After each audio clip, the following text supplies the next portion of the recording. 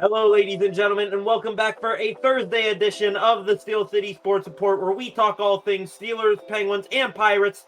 I am your host, Brady Vini, and today's report includes the Penguins bring back a former player in a trade with the Blues, the Pirates' biggest acquisition so far this offseason speaks for the first time, the Pittsburgh Steelers support 500 local families at Acrisure Stadium, and more.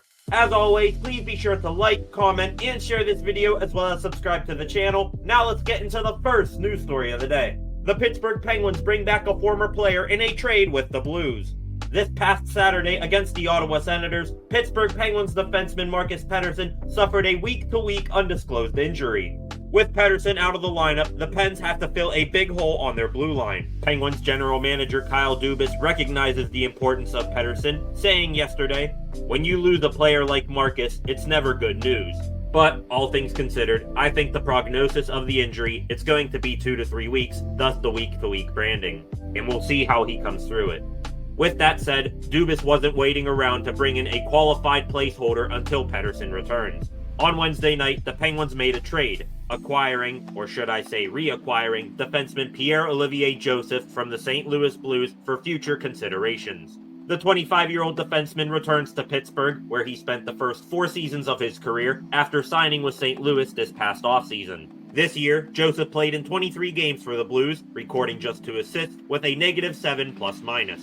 However, in the 4 seasons he spent with the Penguins, Joseph played a total of 147 games, scoring 8 goals and 29 assists for 37 points, and a +4 plus-minus. To make room for the re-addition of Joseph, defenseman Nathan Clurman was reassigned to the AHL. This is the 3rd trade that Dubas has made with the Blues this year, and in my opinion, it's another good one.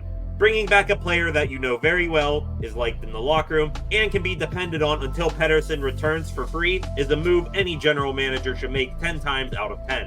The Blues hosted the New Jersey Devils in St. Louis last night, so Pojo doesn't need to travel far for tonight's Penguins game in Nashville, but we will have to see if he gets into the lineup. Puck drop for tonight's game against the Predators is scheduled for 8 p.m., and it'll be Tristan Jarry in between the pipes for the Pens versus UC Soros for the Preds. Welcome back to the Berg, P.O. Joseph. A 2-time Stanley Cup champion with the Penguins officially retires. About a month ago, it was reported that a former Pittsburgh Penguins defenseman was heading overseas to pursue opportunities to continue his hockey career. That defenseman was former 2-time Stanley Cup champion with the Pens, Justin Schultz. Now, yesterday afternoon, Schultz announced that he has officially retired from the NHL. Schultz played 12 years in the NHL, skating in 745 regular season games and 81 playoff games. In the 5 seasons he spent in Pittsburgh, Schultz skated in 234 regular season games, recording 113 points, in addition to scoring 29 points in 56 playoff games. Once again, Justin Schultz will always be a local legend in Pittsburgh, and without a doubt, the Penguins would not have won back-to-back Stanley Cup championships in 2016 and 2017 without him. Congratulations, Schultzy, on a fantastic career, and best of luck in your next chapter. The Pirates' biggest acquisition so far this offseason speaks for the first time.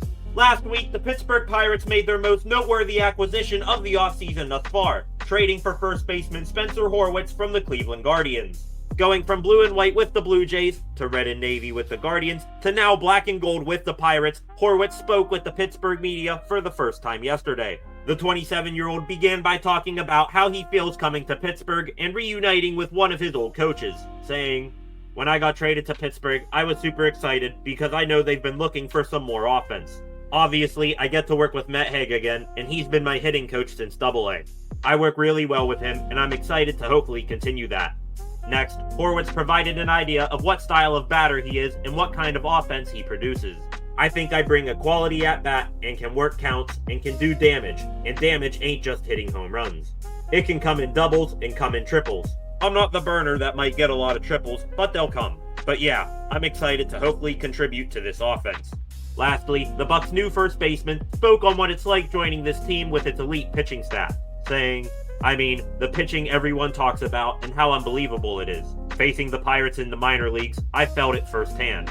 They all throw hard, they all throw inside, they all have really hard off speed. So, I'm glad they're gonna be on my team." Horwitz mentioned a lot of good things, and he seems like a professional who will gel in the locker room. I just hope that he continues and even increases his production to avoid getting lumped into the backlash towards Pirates general manager Ben Cherington and his lackluster offseason. One more time, welcome to Pittsburgh, Spencer Horwitz.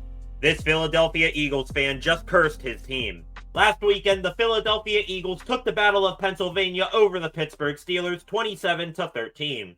However, Eagles fans, and some other fan bases when their team beats the Steelers, couldn't resist doing this one disrespectful act. During the game last Sunday, an Eagles fan at the top of the 700 level of Lincoln Financial Field decided to crumple up and throw off the top of the stadium a terrible towel. I don't need to give many people a history lesson here on how disrespecting the terrible towel comes with great consequences. If you want a recent example of what messing with the terrible towel does to a team, just look at the Jacksonville Jaguars. When some sort of catastrophe strikes the Philadelphia Eagles in the near future, and their fans cry, "What did we do to deserve this?" everyone can point back to that moment. Have fun with that, Philly. And finally, the Pittsburgh Steelers support 500 local families at Acrisure Stadium. Christmas time is the season of giving, and the Steelers gave back to the Pittsburgh community with a big event on Tuesday night. The Pittsburgh Steelers, Convoy of Hope, and many other organizations teamed up and held the 6th annual Huddle for the Holidays event.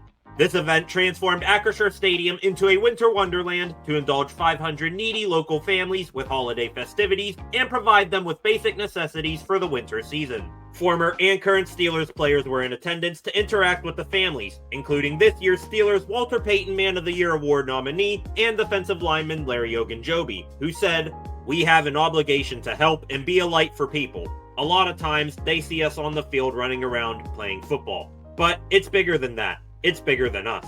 Seeing the Steelers do this and how much joy it brought to the families shows that the interactions may be short, but the memories will last a lifetime. And with that, ladies and gentlemen, that wraps up a Thursday edition of the Steel City Sports Report. Again, please be sure to like, comment, and share this video, as well as subscribe to the channel. Thank you all for watching, and I will see you guys back here tomorrow with some more Pittsburgh sports news.